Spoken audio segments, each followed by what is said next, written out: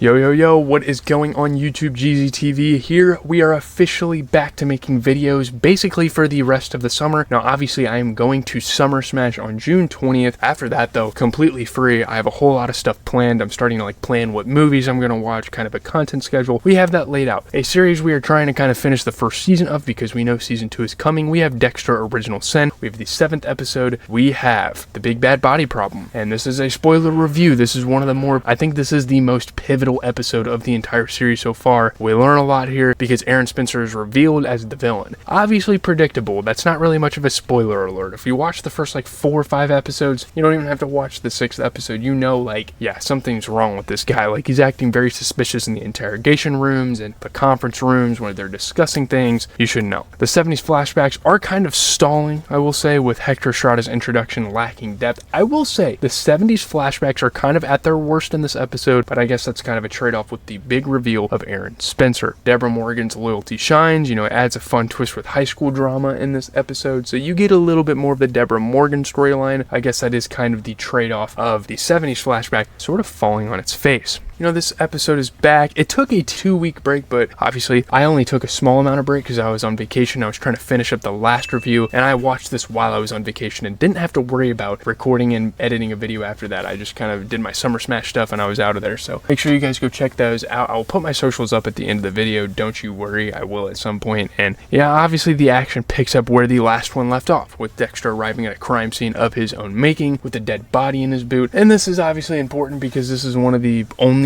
other times besides the Bay Harbor Butcher season 2 from the original series where Dexter showed up and they were covering his crime. Obviously it happened a lot later on in Dexter, but it didn't hit quite the same. But this is very pivotal. This is probably the first time they've done a crime scene, they've discovered one of his bodies, and that has a lot of implications. And obviously we know moving forward that he got out of it, but it's still very important to talk about here. Obviously elsewhere, Aaron Spencer is revealed as the big bad of the first season, which is really fucking cool. That's a really awesome twist. And we obviously know that Dexter's going to be onto him. Dexter's a very smart individual. He does crime himself. He kills. He knows the traits of someone that would be under the suspicion. So in the 70s timeline, Harry takes to fatherhood while Laura Moser cozies up to Hector Estrada. It progresses, things happen, but I don't know, it's not really much there. This episode is directed by Monica Raymond and written by Alexandra Franklin and Tanner Bean. It came out January 24th, blah blah blah. You don't really need to know that. It's called The Big Bad Body Problem, and the big reveal is shocking, obviously fairly predictable, which is fine.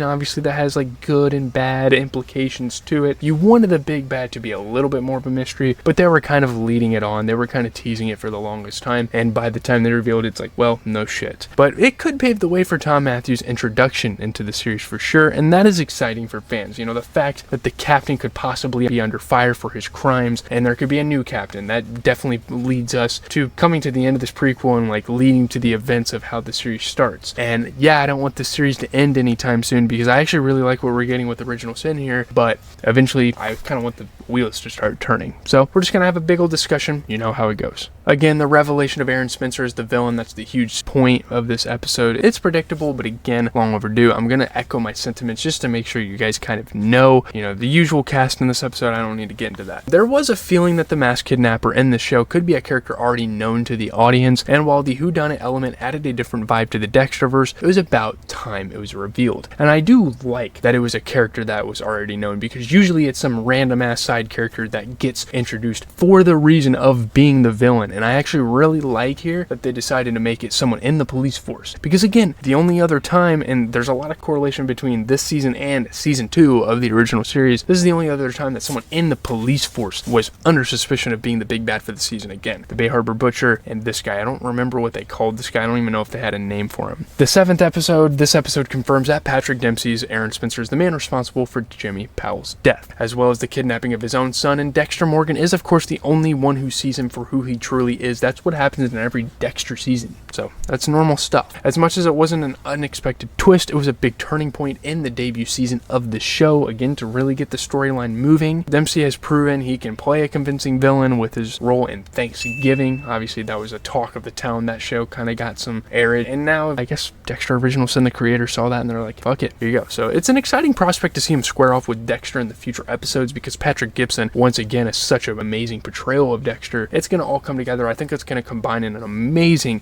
conclusion, and obviously I have to edit all these videos, but I can't wait for the last 3 episodes of this season. The fact that Aaron Spencer was still working despite the supposed devastating kidnapping of his son did make him a prime suspect, and this made his eventual reveal lack the shock factor that was probably intended for the creators, but again, it's not something I necessarily mind. I think it's cool just the fact that Spencer is the villain. I think that's cool, just that fact alone. The fact that Dexter isn't the only murderer within Miami Metro Homicide feels, it's kind of unrealistic. Like, there's kind of some inconsistencies there, like you wouldn't have 2 murderers in a fucking police force. That doesn't make sense, but it could potentially turn the final 3 episodes into a pretty silly escapade if not dealt with correctly. Obviously, they are kind of on thin ice. There are some trade-offs with that being the reveal, but however, it could also lead to the key introduction of Harry Morgan's true confidante, Tom Matthews, which is an exciting prospect for Legacy fans. Again, slowly but surely, they're going to start trickling in the Legacy characters, and I already know. And obviously, just kind of talking about the 70s timeline, we can briefly discuss this. It's treading water in this episode and doesn't really offer much. Like, it could have been left out. I don't know why they really put any emphasis on it, because it didn't make sense. The 70s flashback featuring Harry Morgan and Laura Moser were one of the highlights of the show, but the story feels like it's dragging on a bit now. Like, they do need to kind of get to the point, because with 3 episodes left, it doesn't seem like we're making any progress. It seems like Laura just keeps forging new relationships episode after episode, and it doesn't seem like we're at a means of an end anytime soon. Of course, there's the key introduction of Hector Estrada, who is the huge character they've been hyping up as the Mexican cartel guy, but it feels like the storyline could have reached a conclusion much sooner than it has. Naturally, it'll be resolved in the finale to tie with the 90s storyline, but what more is there to say? We know that's gonna happen. Fans know what happens to Laura Moser, so it might be time to just show it and focus primarily on the present timeline, especially with so much story to get through. And this is kind of the tough thing with prequels, is that show creators have to kind of balance that. They have to make sure, like, we're focusing on this storyline while not focusing on something audience members already know. There you go. Now we can talk about the Debra Morgan subplot. That was a huge part of this episode as well. I do like how they broke off this episode and had a bunch of different things they were kind of looking at once. And Debra Morgan, the fact that they had room for her to get more shine and it was still a pretty good episode is pretty fucking exciting, if I'm going to be honest. Debra Morgan's loyalty to her brother is explored in this episode, and that's obviously something we build up on again and again throughout the original series, up until she finds out that Dexter is actually a serial killer. She takes his side when Dexter's girlfriend Sophia accuses him of cheating on her. Sophia obviously coming from a very immature background, being like a high school teenage girl, not really knowing the signs of a relationship, not really reading emotional intelligence, any of that sort of stuff, and she just jumps to conclusions right away. And obviously Debra,